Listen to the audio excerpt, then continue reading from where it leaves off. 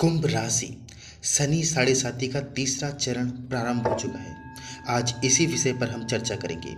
नमस्कार मित्रों, मैं पंडित बी.डी. तिवारी आप सभी का अपने इस चैनल पर एक बार फिर से हार्दिक अभिनंदन करता हूँ। मित्रों, आज हम शनि साढ़े साथी का तीसरा चरण जो कि कुंभ राशि का प्रारंभ हो चुका है, उसी पर विस्तार पूर्वक चर्चा करेंगे।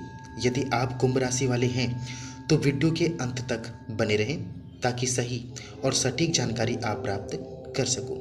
और यदि आपकी राशि कुंभ ना हो तो आज की इस विशेष जानकारी को ज़्यादा से ज़्यादा शेयर करें ताकि हर कुंभ राशि वालों तक ये जानकारी पहुंच सके। मित्रों, शनि साढ़े साथी के दौरान मन में कई तरह का भय भ्रम बना रहता है। आज हम आपका वही भ्रम डर दूर करने के लिए इस वीडियो के माध्यम से कुछ बातें आपके सामने रखेंगे ताकि शनि साढ़े साथी के प्रति ये जो डर आपके मन में बना हुआ है, ये जो भय बना हुआ है, ये कम हो सके। मित्रों, शनि साढ़े साथी का नेगेटिव प्रभाव सभी पर पड़े ये भी संभव नहीं है। साढ़े साथी के दौरान बहुत से शुभ बदलाव भी आपके जीवन में आते हैं। मित्रों, शनि एक कर्मा प्लेनेट है और ये जरूरी नहीं कि सभी को नेगेटिव प्रभाव देने वाले ही रहें। वो कर्म फलदाता है तो सभी को कर्मों पर आधारित फल देने में सक्षम है। लेकिन जिसकी साढ़े साथी या ढैया चल रही हो उनके मन में कुछ ना कुछ नेगेटिव भाव शनि भगवान के प्रति बना रहता है, जो कि नहीं होना चाहिए। मित्रों, यदि हम कोई बुरा कर्म करते हैं तो उसका बुरा फल ही हमें इस जीवन में प्राप्त होगा, और यदि हम अच्छे कर्म करते हैं, पॉजिटिव बने रहते हैं, तो हमें हमारी सोच के अनुसार फल प्राप्ति होगी। बस यही कुछ होता है शनि ढैया और साढ़े साथी के दौरान। आपको हमेशा अपने जीवन में पॉजिटिव बने रहना है और हमेशा अच्छे कर्मों पर ही फोकस रखना है। भगवान शनि कभी किसी का बुरा नहीं करते, वो न्याय के देवता हैं और हमेशा न्याय ही करते हैं। इसी विश्वास को हमेशा भगवान शनि के प्रति अपने मन में बनाए रखें और आज कमेंट में जय शनिदेव लिखना बिल्कुल भी ना भूलें। मित्रों, आजकल ऑनलाइन चाहे इंस्टाग्राम हो, यूट्यूब हो के द्वारा लोग शनि के प्रति तरह तरह का ज्ञान, नई नई बातें बताते हैं जिसका नेगेटिव इफेक्ट हमारे दिमाग पर पड़ता है और हम नेगेटिव हो जाते हैं, घबरा जाते हैं, डर जाते हैं। जबकि भगवान शनि ऐसे बिल्कुल नहीं होते। लोगों की कही सुनी बातों पर बिल्कुल भी ना आए।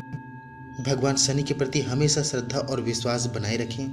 यदि आप खुद पॉजिटिव हैं, सही हैं, तो वैसा ही आपके साथ होने लगता है। इसलिए हमेशा पॉजिटिव बने रहें, अपने आप को पॉजिटिव बनाए रखें, तो आपके साथ हमेशा अच्छा ही होगा। आप मित्रों ध्यान से हर जानकारी को सुनिएगा कि ये तीसरा चरण क्या इफेक्ट आपके जीवन में देने वाला रहेगा।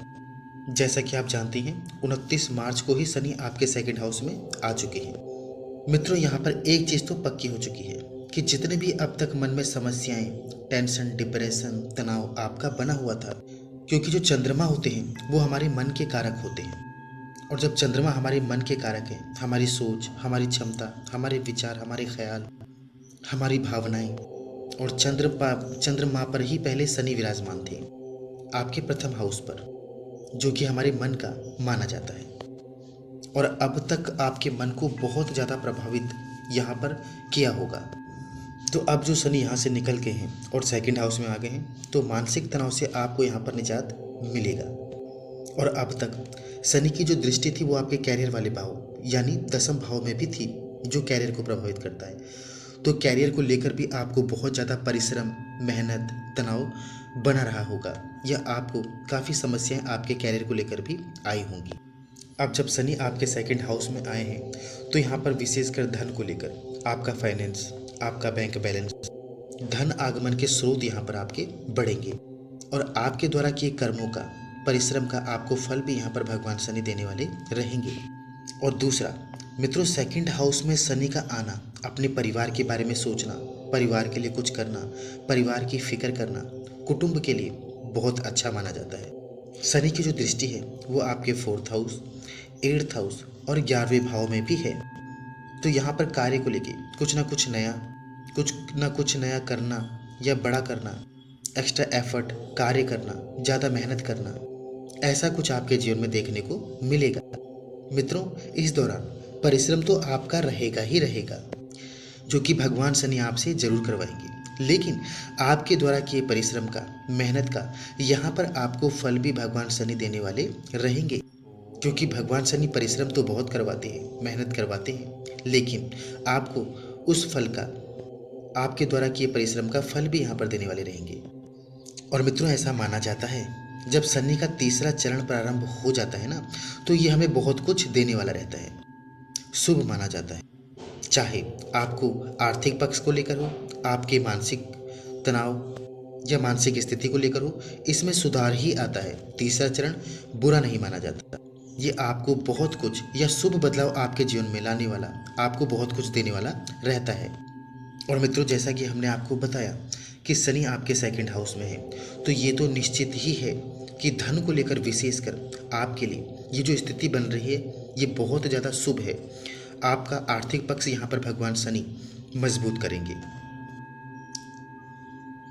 शनि यहाँ पर आपको मैच्योरिटी, एक्स्ट्रा नॉलेज और मैच्योरिटी, इससे आपको इस बात का ज्ञान होगा इस समय के दौरान कि कौन अपना है, कौन पराया है, कौन आपके जीवन में आपके साथ देने वाला है।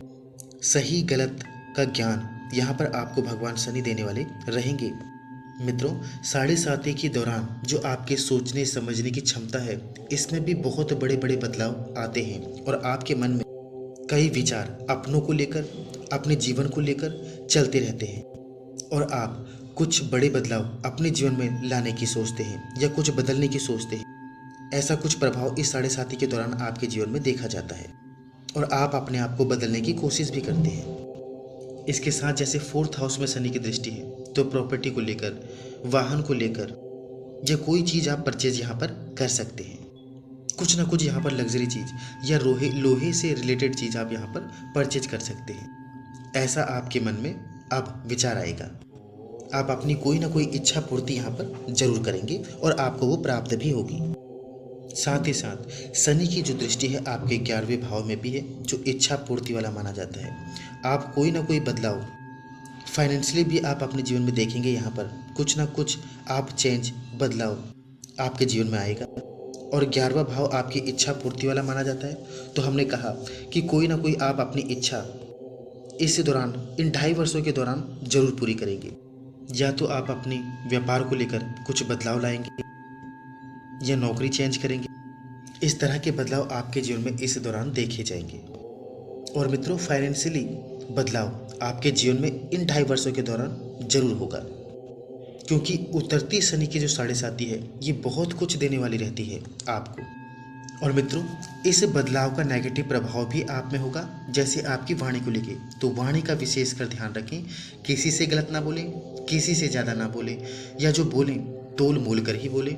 शब्दों का चयन सोच समझ कर करें, अन्यथा इस वाणी के कारण ही आपको मानहानि, अपनों से दूरियां, मित्रों से दूरियां, या इस वाणी के द्वारा कुछ ना कुछ नेगेटिव प्रभाव आप में रहेगा। तो जो कुछ भी बोलें तोल मोल कर ही बोलें। ये नेगेटिव प्रभाव आप में देखने को मिलेगा, जिसका विशेष ध्यान आपको यहाँ पर रखना ही रखना है। दूसरा नेगेटिव प्रभाव आपके दांतों को लेकर यहाँ पर समस्या लेके हो सकती है।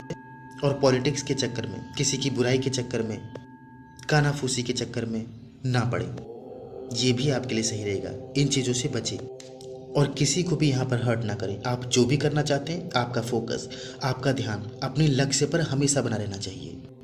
तभी भगवान शनि आपको यहाँ पर पॉजिटिव परिणाम देने वाले रहेंगे। बाकी ये तीसरा चरण आपको शुभ फल प्राप्ति वाला ही रहेगा। किसी भी प्रकार का कोई नेगेटिव प्रभाव आप में नहीं रहेगा, क्योंकि उतरते हुए शनि हमेशा आपको बहुत कुछ देने वाले रहते हैं। मित्रों, ये थी शनि 7.5 के बारे में कुछ जानकारी और तीसरे चरण का प्रभाव आप में। आपको कैसी लगी ये विशेष जानकारी, ये हमें कमेंट में ज़रूर बताएं। और कमेंट में जय शनिदेव लिखना तो बिल्कुल भी ना भूलें। मिलते हैं नई जानकारी के साथ नए वीडियो में। तब तक के लिए आप सभी को मैं पंडित BD तिवारी का दोनों हाथ जोड़कर नमस्कार।